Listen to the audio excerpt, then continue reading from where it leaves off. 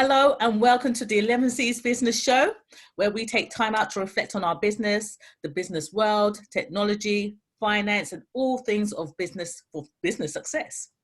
So we are your hosts. My name is Maureen Egbe, the digital confidence coach, helping you with your business processes, digital business processes, to give you time to make the money and to grow your business. Ladies, would you like to introduce yourselves? Hi, sorry, technology, sorry about that. My name is Mauva Adams from Marion Accountancy Services Limited. Good morning, my name is Yejide Adeoye of Logic to Create, and I don't usually mention this business, but YA creates two. So the first one, I provide WordPress security services, and the second one, I do laser cutting and engraving. Perfect. Yes. And that just shows that we are all multi-talented. We've got different businesses going on. So yes. All right. So today's topic right, is business adaptation. Mm-hmm. And a great example of business adaptability has been these last 6 months, which has been a challenging time for lots of businesses. But for some, it's been a real productive time. And this is partly down to business adaptation and being able to adapt. But before we go into what's happened in the last 6 months, ladies, what does business adaptation mean for you?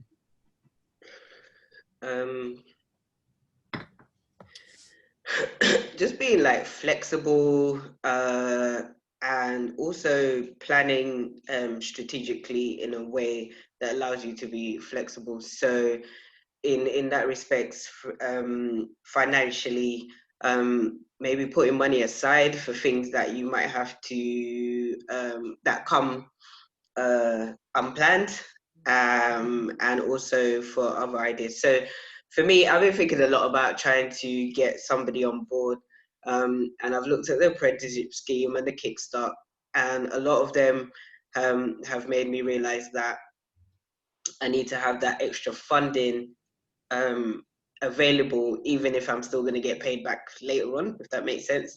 So it's like, okay, how do I adapt my financial circumstances to make sure that I can now benefit from being on these schemes? Okay. Well, for me, all of the above, what Yed just said. Also, just doing things differently as well. Just getting ready for any eventualities, you know, just making sure that you're ahead of the game, or try to be ahead of the game, you know, as much as you can, and try to be a bit more on top of your competitors, maybe as well.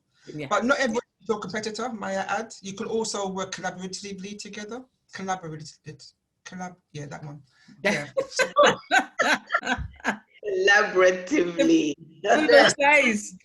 That's right. Monday tongue twisters today. I need some more tea, so excuse me. No. And yeah, and also to like spend less time doing particular tasks as well, you know, just trying to get things done quickly and easily, you know, that kind of thing as well. I'll call it in my profession, less keystrokes. Less keystrokes for me, the better, you know. Okay, girl. Okay.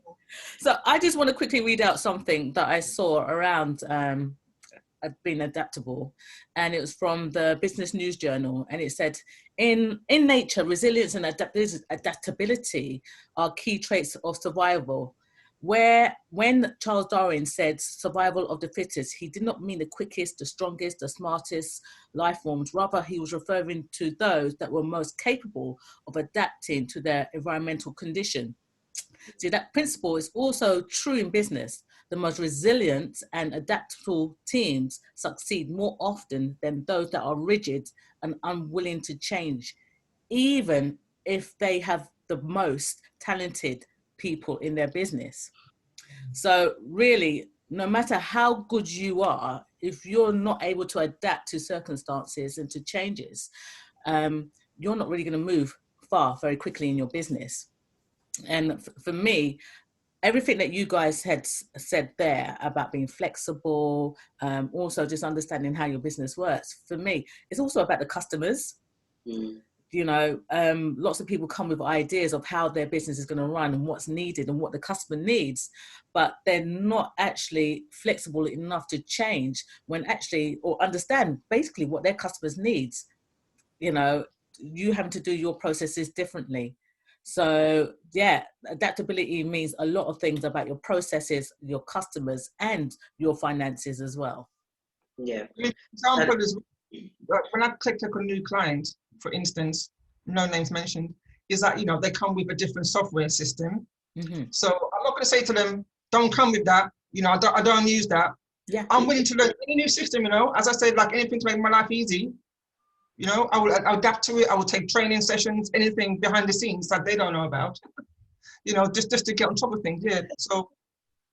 Yeah, no, perfect example. I think she's throwing that one at me. It's right. Fresh QuickBooks or whatever. Fresh books, free agent, whatever you're doing, just get that money flowing. That's the main thing. But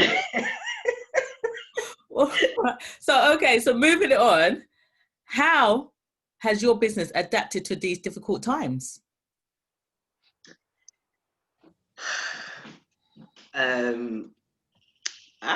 Okay, so I've got the two, right? So basically with Logic to Create, I had this great plan that I was gonna, because I do a lot of contracting with clients, that I was gonna move away from that and try and do more of my business stuff. So that was the plan at the end of the year. And then as soon as COVID hit, I was contacted to literally be working every single day with a client. I was like, oh man, this is not the plan. This is not what I need to do. But obviously, I'm getting business, isn't it, right? And an opportunity to make money where a lot of people are seeing the opposite. So I was like, okay, just have to get on with it. And also relocating at the same time. So that was all kind of a lot of flexibility and adaptability, and having to change plans last minute, but making sure that delivered for the client on time every single day. In my other business, it was about looking at what kind of products I could create for the circumstance. So a lot of people were doing masks and stuff like that. I was like, oh, I can't really do masks, but I could do a mask, buy a mask and put something on it or whatever.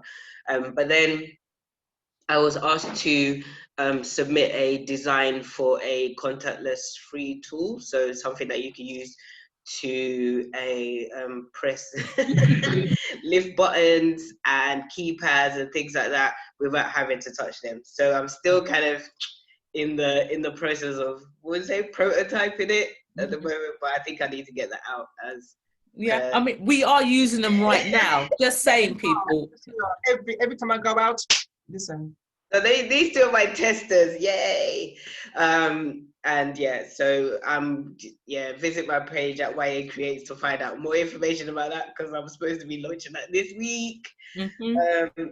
Yeah, let me know what you think. But yeah, so that's kind of how I've had to adapt, and it's in a positive way. So yeah, it's all good.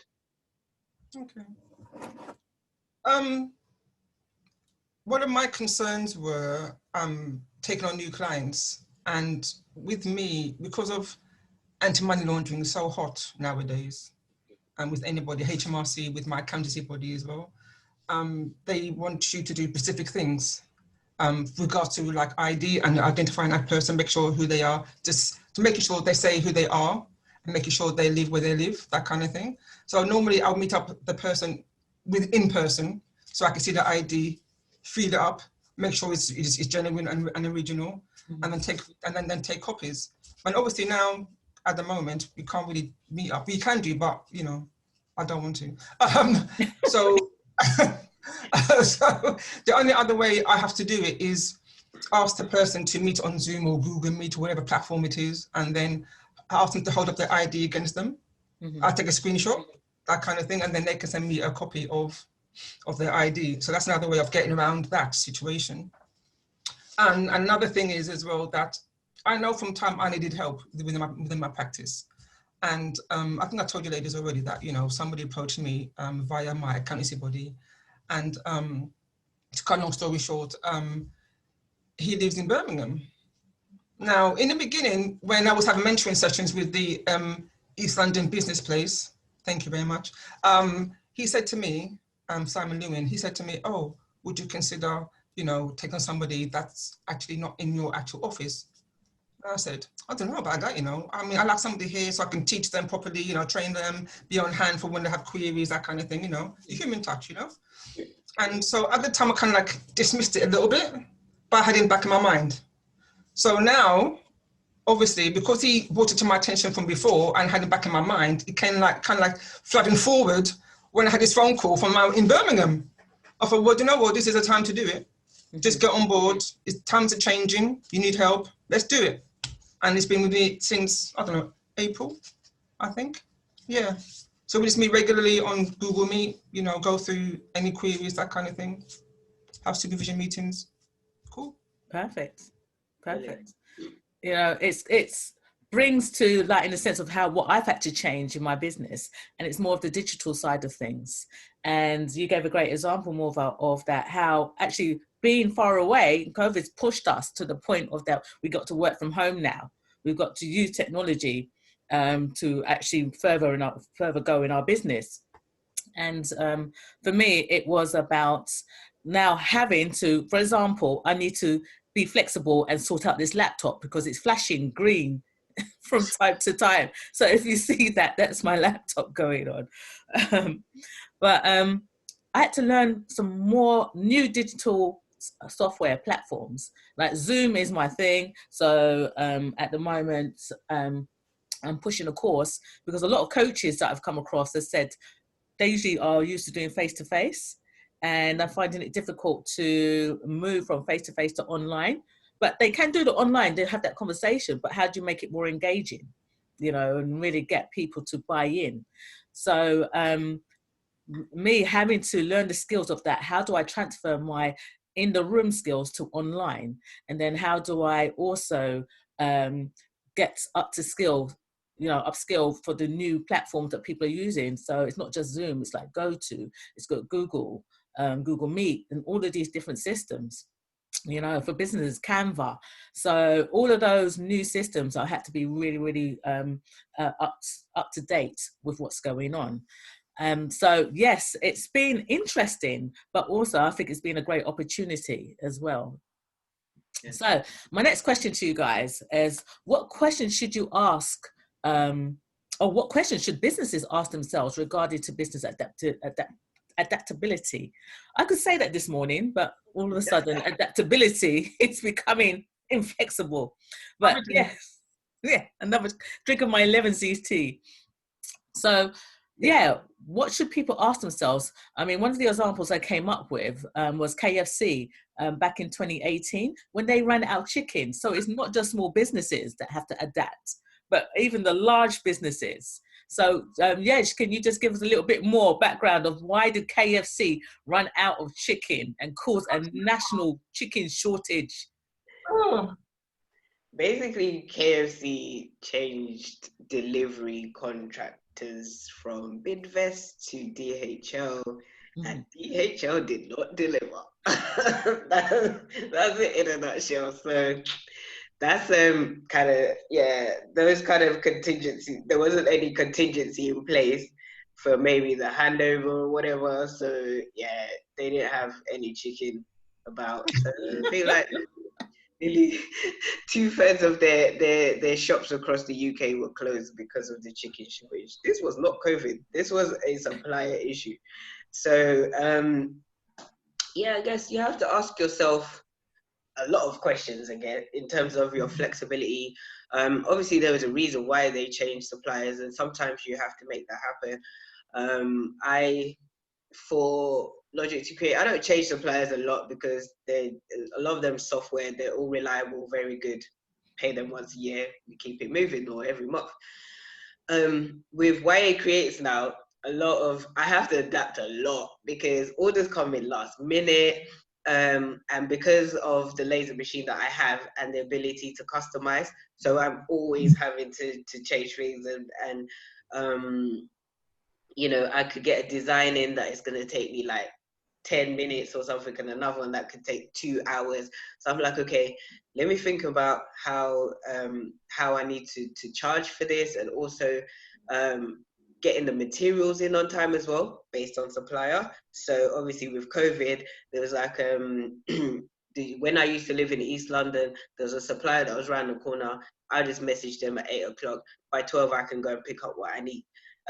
But now I'm in Birmingham, and I'm like, okay, I need to get something sorted out. So I have to think about the stages and planning and communicating that with the client as well to manage expectations. So you're not going to get it in 5 days if DHL ain't going to deliver. But I don't have DHL, I have FedEx, so that's fine. Poor DHL. Sorry, DHL. Anyway, that's not my fault. That's definitely.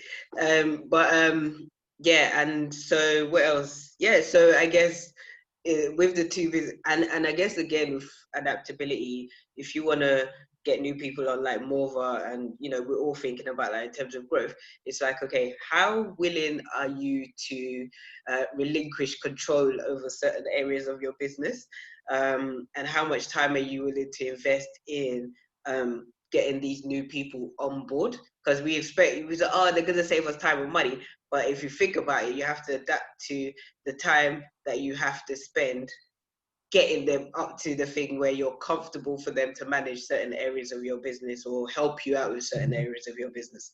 So those are some of the questions that you have to think about in terms of, are you a control freak? Do you have good suppliers? How flexible are you with circumstances that come in? Do you freeze? Are you quite creative in your thinking, and are you solutions based, or you problem focused, or whatever, those kind of things? Okay. Yes, I hear you about this relinquish of the systems and control freaks, because I was like that in the beginning as well, and it's twitching, man. I know. Yeah, and because I took on this person, because I gave him a test first. I did it the other way around. Obviously, normally you do an interview, then test. I did a test first because I wanted to see what his skills based were, and he passed with flying colours. Loved his spreadsheets.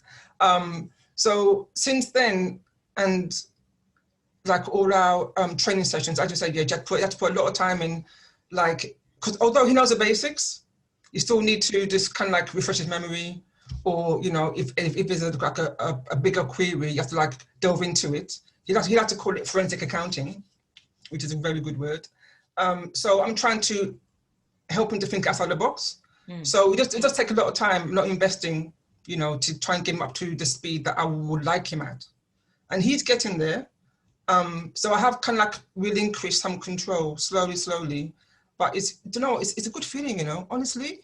It's like a little bit of a weight lifting off his shoulders every time I speak to him. With regards to systems now, I don't really, as you said, I don't really change systems that often. Obviously, I did change one system once because I didn't feel the price reflected what I used it for. So I had to I didn't have to, but I wanted to change to a cheaper system, which works perfectly well. And which is fine. And so now when you take somebody else onto the business now, you got to think about their access to the softwares as well. And that will go up in price, because now they're charged per user. So it's something else you got to think about before you take on somebody else on as well. The price of additional softwares or any other thing you use in your business. Oh gosh, I think that's about it really. There is so much. There is. Yeah, it's just like there is so much. Exactly. Because I'm thinking that it's like, even thinking about like what you guys have just said, it almost like it's breaking it into categories. Like when I thought about when I first started my business, I had to adapt quite quickly, because what I thought how things should run didn't work. And it's about being able to review your business processes, systems, and everything that's going on, and be able to be flexible enough to change it.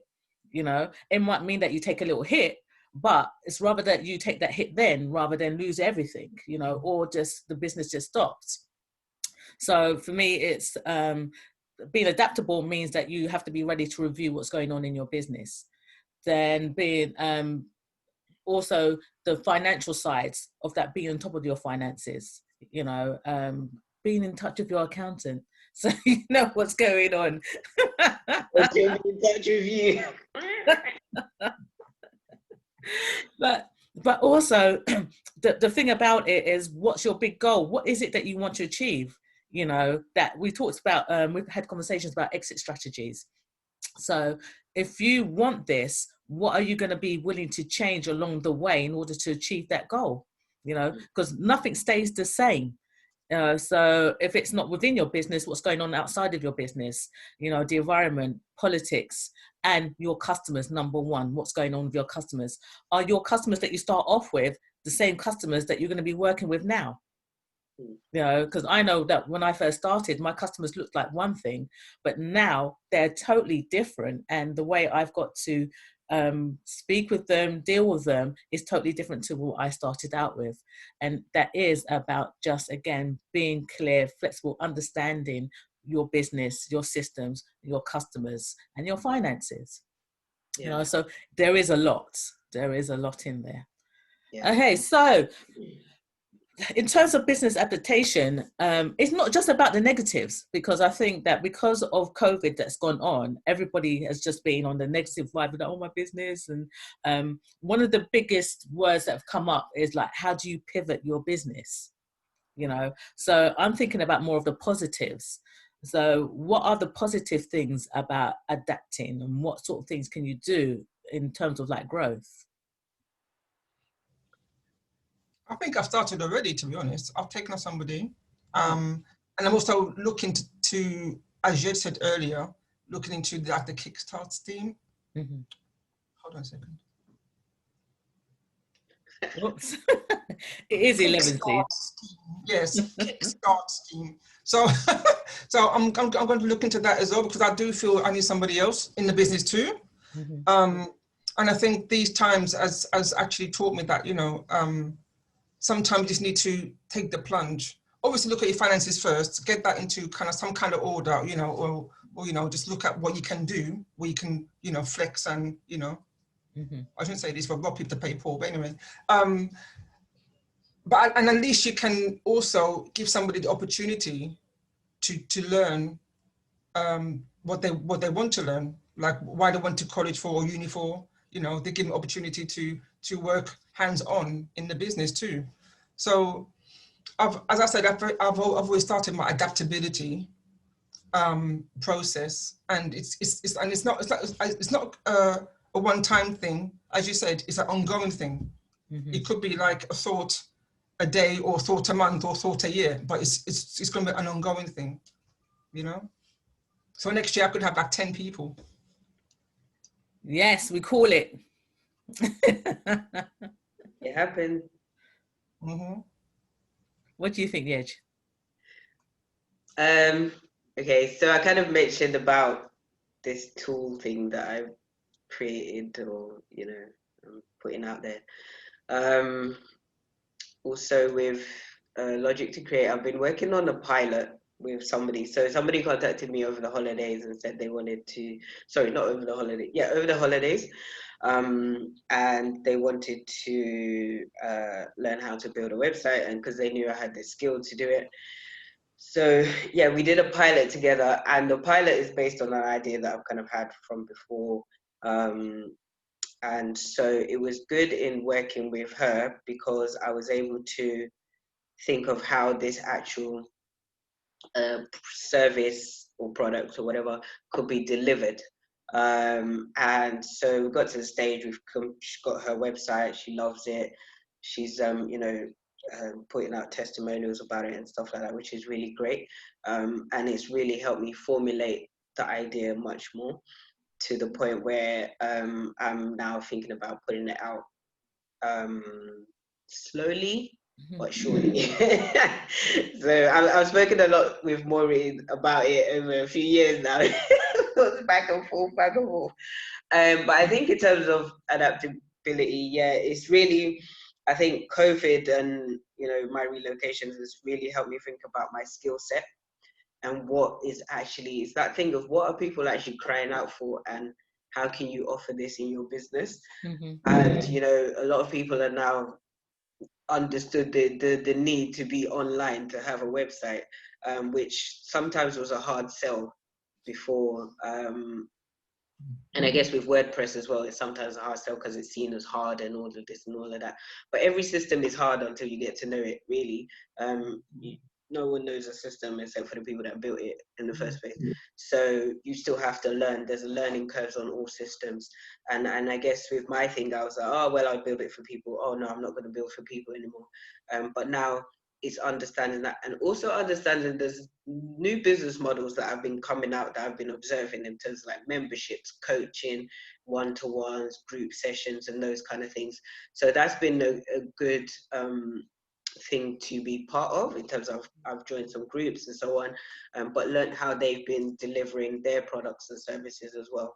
So I think in that respect, oh, okay, well, if they're doing it this way, then maybe I can think of doing it in my business. So no, yeah. definitely. Yes, I think you brought up some great points there, mainly because lots of businesses that were on a high street have realized that they actually can take their business online.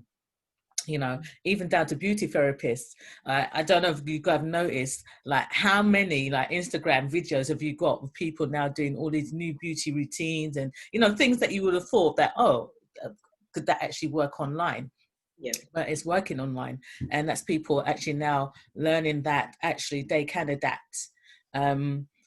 So yes, I mean, for me personally, I've now got a notebook. I designed a notebook, and it's now on Amazon, ready to buy. You know, it's you got. I think the biggest lesson that I've learned from this is that, you know, that in your business there are other routes and other strands that you can take. You know, so one thing that you can see if you start thinking outside the box. So at the end of the day, I have a coaching system. I have a coaching program. I have a digital coaching program. I have products, physical products, the confidence cards. Now I've got the journal. Now I'm going to have one that's going to be a diary, and it can actually build big and big and big. If you think about all of those different brands out there, they've got different arms to them. These are different things that you can do in the meantime while other things are going on, you know. So it's about just taking the time and starting to think outside the box. So yeah, I can only add to what you guys have just said, which is spot on. So I am really conscious of the time. Okay, so what I'm going to do is ask you ladies, is there anything that you would like to leave people with? Any thoughts, any summarization of what you've just said? Don't be scared to change, like I was, basically. I mean, we all have fear in the back of our heads. Just take the time to investigate, have a look around, as Jed's done, join groups, you know, speak to others, you know, just get a bit of background, just vocalize your fears or your thoughts and your ideas. Just go that way. I mean, just don't be afraid to change. Yes. I think, yeah, building on that, don't be afraid to just put your idea out there. The perfectionist mindset doesn't pay you, because you have products and services that are behind the scenes no one knows about, that you want to be perfect and they'll never be perfect. The whole point of adaptability is you put it out there, you see how it's received in the market and your clients and customers, and then you adapt it to what they want, or you know, you withdraw it. There's no harm in doing that. But every single product that we use every day is updated in one way or another, and services are updated and prices are updated. So, and that's all about the adaptability. So perfectionist mindset, park it, and get your MVPs out, minimum viable products, get those out, get them working for you, and learn how to update them. And criticism, and that is not failure. It's showing that when you get criticized for a product and people still want to buy it, they still like it, so they just want you to improve it and stuff like that. So that again is put your feelings where you need to, understand what the criticism is all about, and adapt for your business growth. Totally. You know, again, I'm going to echo what the lady has said, in the sense of that, don't be frightened to have a go. You know, sometimes your mistakes can be your biggest success. So go in, you can only learn and you can only grow. You can grow from it. And you know what? There are some great people around there to support you. So we are here to support you guys. So tap into us, ask us questions. And you can do that by actually making a comment, you know, on our YouTube. Just let's put that in there. So please give us a thumbs up and like us. You know, also, let me just say this. Thank you to the people that have commented. We really appreciate you, and we really appreciate that you taking part and taking time to put those comments. But yes, let us know what you think and what you've enjoyed. So what I'm going to leave you with a thought as well, as one of my favorite sayings that I made this up. Okay, it's not about be careful for what you wish for. It's about be ready for what you wish for. Okay, so at the end of the day, be ready. Finances, systems, put everything in place, because before you know it, whatever you've been working hard for, whatever you've ever wanted, it can just turn up in a flash, just like that. Okay, guys, it's been brilliant. Lovely talking to you, ladies. My Elevenses. Okay, so we're back here next week at 11. Yes. See you then. Okay. Thank you guys. Take care. See you later on 11. Bye. Bye.